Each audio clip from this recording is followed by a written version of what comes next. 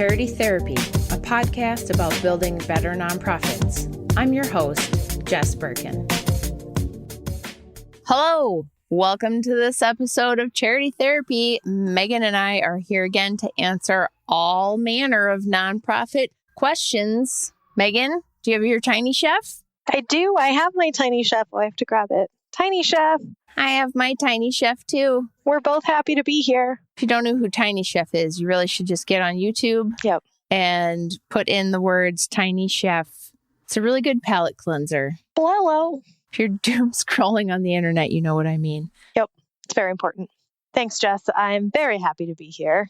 Should we move away from Tiny Chef, sadly, for a moment here and talk about the content of this episode? Yes. Unfortunately, we can't dedicate our whole episode to Tiny Chef as much as I would like to. Truly. But I will say this episode is going to be like a little different than our typical ones. This time we're not asking like strictly legal questions, and instead we're looking at how to run a nonprofit as a small business. And listeners, if you could hear Jess and I talk throughout a normal workday, you'd know that we're both like super big nerds when it comes to fixing our project management and like business systems here at the firm. And that sounds like really, really lame, even just to like say out loud right now. It's cool. We're cool nerds. It's so cool. Efficient operations are cool. Exactly. And it's like, frankly, all kinds of businesses need this stuff, including nonprofits. It's like how you make the things go. So normally I start out these episodes by having you give us a little overview or background information about a topic, but I actually have a listener question that I feel like is a perfect sort of introduction question. So this person says, why do so many nonprofits struggle with project management? Do they just not have the know-how, or is it a matter of resources? I find it super frustrating. Shouldn't organizations invest more in project management and systems so that they're more efficient overall? Yes. Period. And outro. Yeah. Done. This is the whole episode. Yes, they should. They're like hitting the nail on the head. Yeah. Yes, absolutely. 100%. I wish all nonprofits valued their project management and systems even just like a little bit more. And I get it. Like they're usually under-resourced and they're usually just cobbling things together, and then cobbling things together becomes the system. But if we all agree that the mission is important, then isn't it also important to run our nonprofit smoothly, efficiently, so we can like make as big of an impact as possible, right? That's what we're trying to do here. We're not even a nonprofit. Yep. So like having a tax exempt status isn't an excuse for not doing things well. But I feel like the why here like really kind of like lifts up the carpet on some like cultural stuff. And we've talked about this before, but it's a huge problem in the nonprofit sector that we sort of like devalue our infrastructural services because it's overhead. Yep. Right. And so 92 cents of every dollar goes to program, and that 8 cents is evil. Yep. I'm like, no, it's not evil. Right. So everything from like your staff to your equipment and software and the lights and the computers gets sort of like shrunk down, never updated, and just like minimized as much as possible so that 92 cents or 93 cents, we could improve our number of cents on the dollar that goes to program. And that just makes it a certainty that you're not going to invest in things like project management. And there's this mentality that like working overtime and just grinding it out, just putting in more time and more effort into everything means that you believe in the mission the most. And it's like this competition to who can be the best martyr for their mission and who sacrifices the most of their life. But ultimately, implementing some basic business management strategies can really help you be more effective overall without all the terrible mental health and boundaries and problems that come to us in the nonprofit sector by working 1,000,000 hours. Like, let's just be more efficient so we can actually have more impact. Right. We don't need to measure our dedication by how many hours we work overtime. And instead, it's like if you can get that same amount of work done in a normal 40-hour work week because you can do things more efficiently, that's totally a win. You're not losing your badge of honor by saying I only work 40 hours a week. Yeah, 100%. Totally. All right, Jess, I've got a question for you on this topic then. Let's do it. So listener wrote in and said, we are an all volunteer organization and have never been very organized. It shows in our turnover and our effectiveness in general. We're attempting to become a more mature organization, but we have a lot of we will fix that later type issues. One of the big ones is storing knowledge. It seems like no matter what we do, we're always reinventing the wheel. Every new event or volunteer, we have to figure out how to do this all from scratch. Any suggestions to fix this? Ugh. Yeah. I mean, hashtag relatable content, right? Like, this is not a nonprofit specific problem. Like, anybody that's worked in a small to mid-sized business has seen this. I mean, at the firm, we've been dealing with this too. You just cannot grow or evolve if all the information only lives in people's heads. And if it only lives in someone's head, then you're going to be redoing things or like breaking everything down to the smallest possible denominator every single time somebody has to learn it all over again. And I guess, the answer here is super simple. You have to get it out of your head. And I mean, I just relate to this even from like volunteering on my kids' robotics team.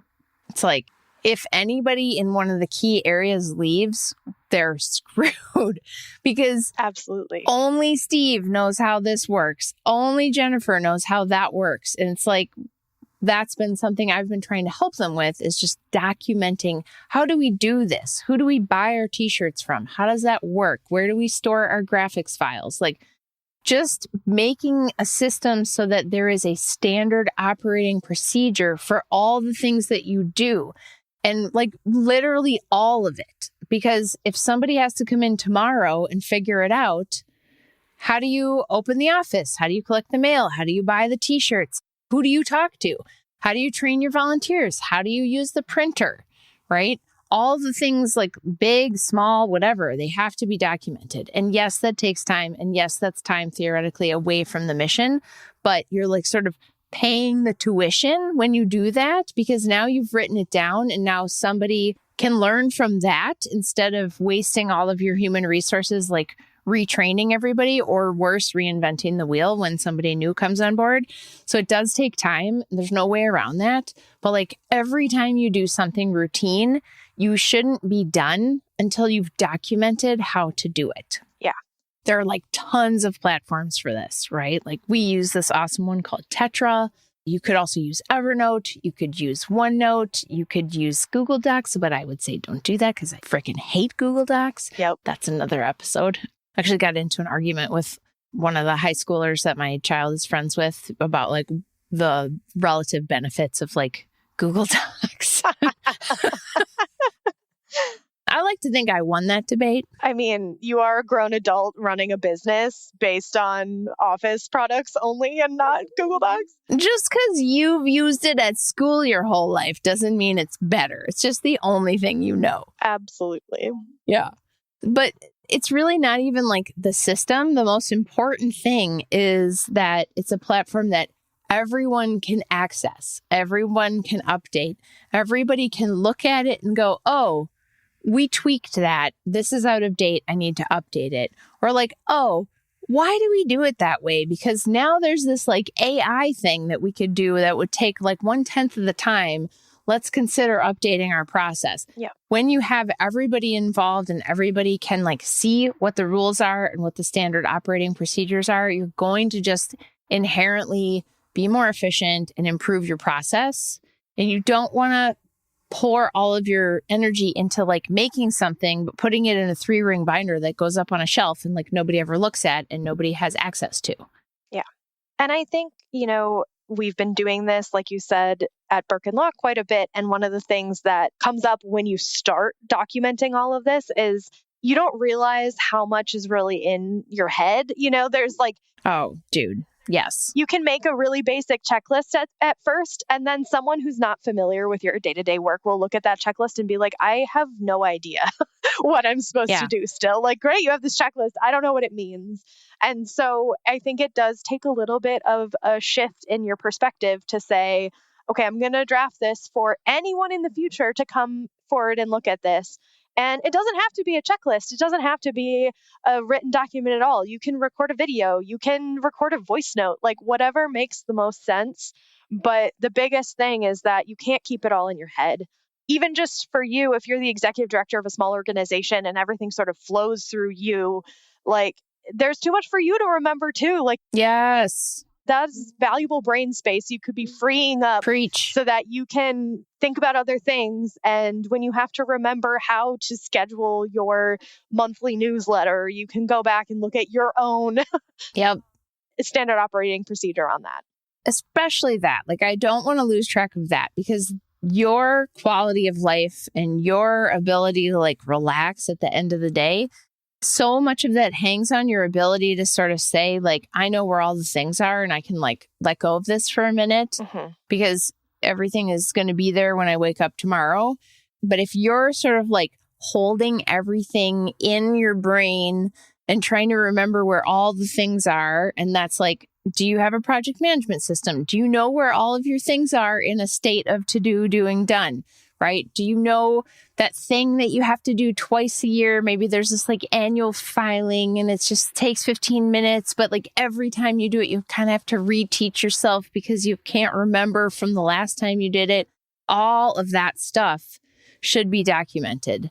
And yes, it's a big undertaking. And yes, it's a pain in the ass. And yes, it's going to, slow you down. It's going to get that the mountain of laundry problem, the overwhelm is going to be triggered. But it's worth doing. Absolutely. Absolutely. It's all coming back to this idea of like when you are running a nonprofit and you're inherently running on less than you want to be, like that is where so many of our clients work on, I have good news. This is a free thing that you can do. Yes, it takes some time, but you don't need to invest in super fancy software or anything like this. You can just take some of that knowledge out of your head, both for you and for the, future of the organization, so that the important institutional knowledge doesn't get lost. So, yeah. I mean, we just had a client the other day who was like, I'm the new ED and the old ED was here for 30 years and didn't write anything down. Yeah. I don't know how to do the basic stuff, or I don't know what I'm missing, Absolutely. Yeah, it's not cool. So what do we have for takeaways here, Megan? All right, I have a couple for you. So first, I think it's important to note that working in nonprofits, it's not a competition to prove your dedication. There's not this sort of like benchmark of you've ground yourself down to a nub and therefore you are more dedicated in the mission than your colleagues. We need to change that whole mentality around, which leads directly into my second point, that doing things more effectively and efficiently is ultimately better for your mission. Taking the long route over and over and over because it's, you've got that badge of I worked until 2 a.m. kind of feeling isn't actually better for your mission. So throw the busy badge in the garbage. Exactly. Get rid of that. And the last one is just basic. It's worth investing in the business of the nonprofit, whether that's investing time, investing money, whatever you can put towards building sustainable practices within running the business will ultimately help you be more efficient and dedicate more time and energy towards your mission-driven work at the end of the day. Yeah. And speaking of investing, I will just put in a shameless plug for Airtable as the tool you should be using. The best. And yeah, it might not be free for you as a nonprofit, but it is worth its weight in gold. You can do almost everything you want with it. It's cloud-based. It's totally flexible. Anything that you do, any mission you have, you can make this thing work for you. Megan and I are constantly saying how much we love Airtable. So I don't get any money from promoting Airtable. I just think Airtable is like amazing, and invest in something that's paid and don't just stick with Google products because they're free for nonprofits. They're garbage. Absolutely. Find the tool that works for you and take the time and effort you need to make it work for the nonprofit long term. Yep. Well, I think those are some great takeaways. And if folks want to check out Airtable, Go to airtable.com. Do it. Try it. It's so amazing. We love it. It does so many things. Meghan, thanks for being here. Thanks, Jess. Folks, if you enjoyed this episode, go subscribe.